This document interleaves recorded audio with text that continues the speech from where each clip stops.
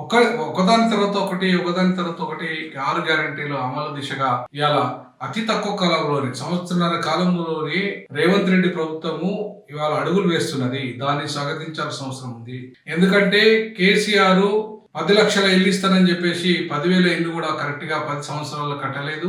కట్టినా కూడా అవి వాళ్ళకి ఇవ్వలేదు. 70,000 ఇల్లు వరకు ఏదో కట్టిందని చెప్పాడు. అది వాళ్ళకి హ్యాండ్ ఓవర్ కూడా చేయలేదు సరిగా. సో దాన్ని బట్టి ఏమైందంటే కేసీఆర్ డబుల్ బెడ్రూమ్ ఇల్లు కట్టినట్టే చేశాడు కానీ అవి కొన్ని డబుల్ బెడ్రూమ్ పేరుకు మాత్రం డబుల్ బెడ్రూమ్ అవి కనీసం జనాలకు కూడా ఇవ్వలేదు. అది చాలా మొత్తం పాడైపోయినాయి.